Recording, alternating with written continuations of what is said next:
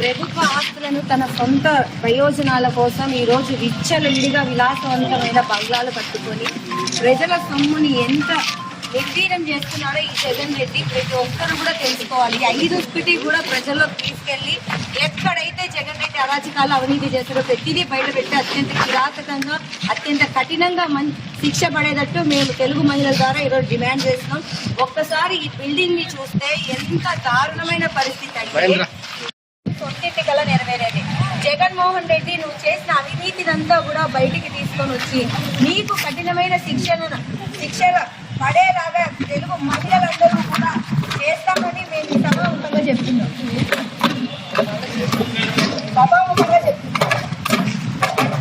జై తెలుగుదేశం, జై తెలుగుదేశం, జై తెలుగుదేశం, జై తెలుగుదేశం. గొడవ కాదు మాకు ఇది ఏమది చేసుకోవాలి అంతేగాని చూపించుకోవాలి కదా సార్. ఇంత అవినీతి జరుగుతా అంటే ప్రజలు చెప్పుకోవాలి. గవర్నమెంట్ ప్రాసెస్ జరుగుతుందమ్మా, మళ్ళీ మీరు ఎందుకు వస్తారు అని పెట్టడం కాదు. ఏం పార్టీల గురించి మేము మాట్లాడే జగన్ చేసిన అవినీతి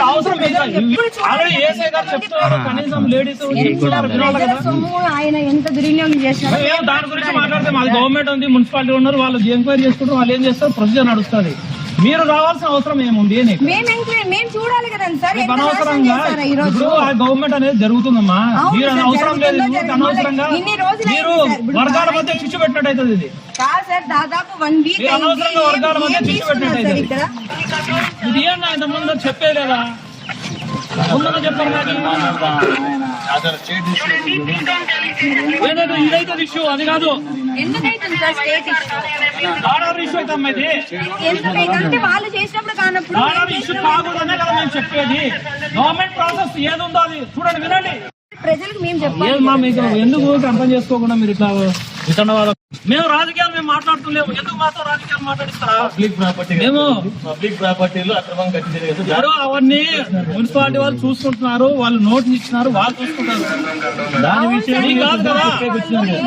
విన్నారా? పక్కనే ఎస్పీ గారు మాట్లాడినారు, విన్నారా? ఎట్లా చేశారంటే యూజ్లెస్ చెత్త ఉండకూడదు అనేది ఒక మాట. ఇంకా ఎవరు వాళ్ళ మాట చెప్పండి. మీరెంతసేపు మీ వీడియోలు చూసుకుంటున్నారు కానీ గవర్నమెంట్ ఒక యాక్షన్ తీసుకుంటుంది. మీరు ఇక్కడ కాదు, మీరు బయట ఆడాలని చేసుకోండి, ఈడ కాదు.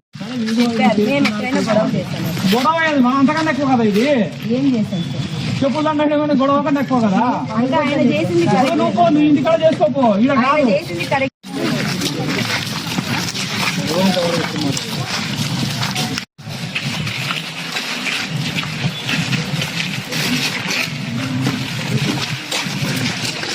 రోజు అనంతపూర్ అర్బన్ లో తెలుగుదేశం పార్టీ అర్బన్ ఎమ్మెల్యే అయినటువంటి దగ్గుపాటి ప్రసాద్ గారి ఆధ్వర్యంలో ఇక్కడ విలాసవంతమైన బంగ్లాను కట్టిన వైసీపీ ప్రభుత్వం అంటే జగన్మోహన్ రెడ్డి గతంలో 5 సంవత్సరాలు ఆయనకు ముఖ్యమంత్రిగా అవకాశం ఇస్తే ప్రజల సొమ్ము తీసుకొని ఈ రోజు ఆయన విలాసవంతాల కోసం ఆయన పార్టీ కార్యాలయాల కోసం 100 కోట్లు ఖర్చు పెట్టాడు.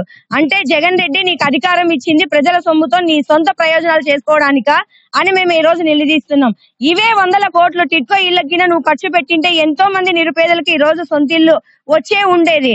ఆ రోజు చంద్రబాబు నాయుడు గారికి మంచి పేరు వస్తుందని టిడ్కో ఇళ్లను నిర్వీర్యం చేసి పడేశావు.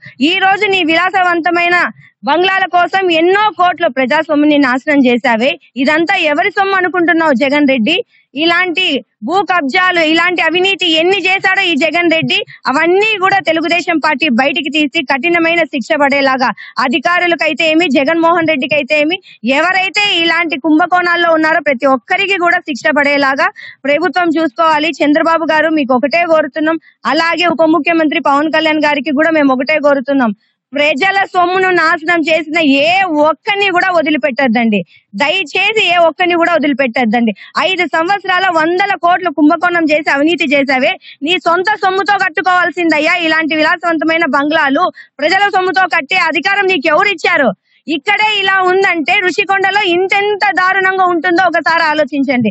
రాష్ట్ర ప్రజలందరూ కూడా మీరు ఆలోచించాలి. ఈ జగన్ రెడ్డి 5 సంవత్సరాలు ఏమి పాలన చేశాడో ఖచ్చితంగా దీని మీద చర్యలు తీసుకోవాలి.